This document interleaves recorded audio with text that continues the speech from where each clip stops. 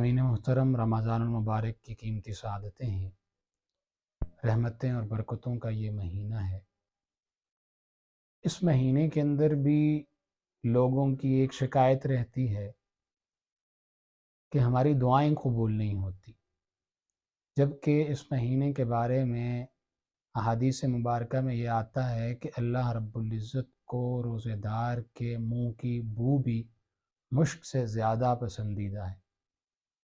फिर क्या वजह है कि हमारी दुआएं कबूल नहीं होती? तो याद रखें कि दुआओं के कबूल ना होने में पहली वजह तो हमारा रिस्क होता है।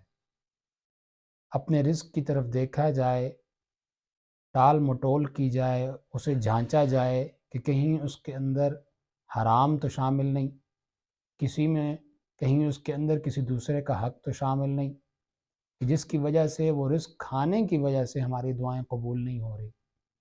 और दूसरी चीज़ गुनाह है। हम अपनी दुआओं को गुनाहों की रस्सी से बांध लेते हैं। हमारे गुनाह हमारी दुआओं को उड़ने ही नहीं देते, रब ताला के पास पहुंचने ही नहीं देते। आप किसी भी परिंदे को पकड़ें और उसे पिंजरे में बंद कर दें और फिर वो कहें कि वो उड़ता नहीं, या आप किसी परिंदे को पकड़ें और उसके पाँव को रस्सी से बांध दें और फिर कहें ये परिंदा उड़ता नहीं। सामीन, ये जितनी भी गुनाह हैं ये हमारी दुआओं के ऊपर असर अंदाज होते हैं। चाहे वो गुनाह हम छुप कर रहे हैं, ज़ाहिरन कर रहे हैं। इंसान कभी कभार किसी गुनाह के अंदर मुब्तला होता है और उसे अंदाज़ा नहीं होता कि मैं इस गुनाह के अंदर लगा हुआ हूँ और ये जो मेरा काम है ये गुनाह भी है। जैसे आजकल सारा दिन इबादत के अंदर गुजारा और रमज़ानुल मुबारक की तमाम बरकतों को समेटा, रात को सोशल मीडिया पर इंसान बैठता है और अपना जी बहलाने के लिए वो अपने इंटरनेट के ऊपर शुरू हो जाता है, स्क्रॉलिंग करता है। तो उस दौरान वो बहुत सारे गाने सुनता है, बहुत सारे म्यूज़िक को सुन लेता है।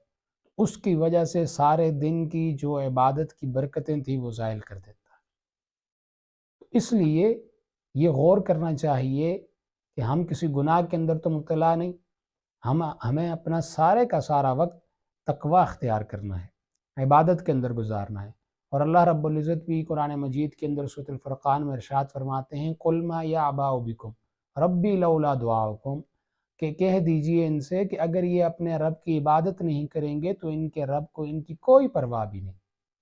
कि ये क्या मांगते हैं, अल्लाह ताला के सामने क्या गिड़गिड़ा रहे हैं, अल्लाह ताला से क्या मांग रहे हैं, अल्लाह ताला को इनकी कोई परवाह भी नहीं।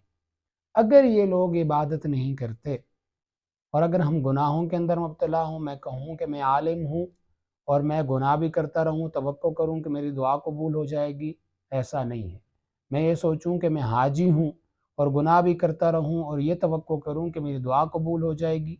मैं तालिब इल्म हूँ और मैं ये तवक्को करूँ कि मेरी दुआ कबूल होगी, जबकि मेरी तन्हाइयाँ गुनाहों से भरी हुई हों, मेरी रियासतें, मेरी मजलिसें वो गुनाहों से भरी पड़ी हों, तो ऐसे दुआएँ कबूल नहीं होती।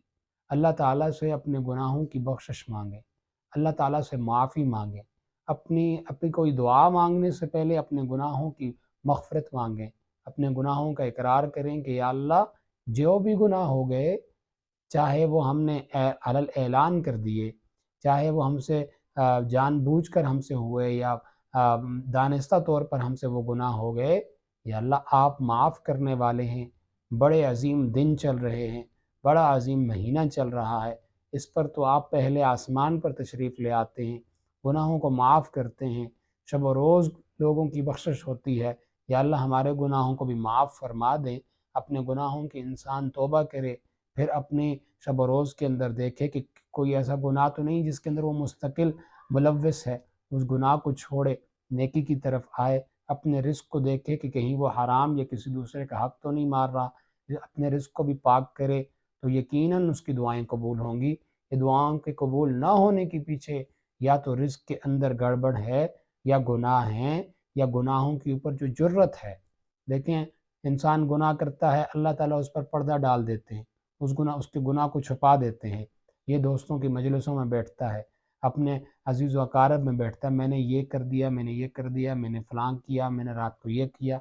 جبکہ وہ سارے گناہ ہوتے ہیں، وہ اپنے گناہوں کے اوپر سے خود ہی پردہ اٹھاتا ہے، تو اللہ تعالیٰ ان عادتوں کے اوپر، ان چیزوں کے اوپر سخت ناراض ہوتے ہیں۔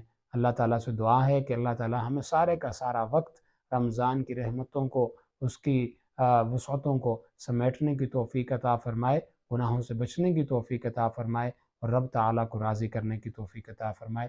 وآخر دعوانا ان الحمدللہ۔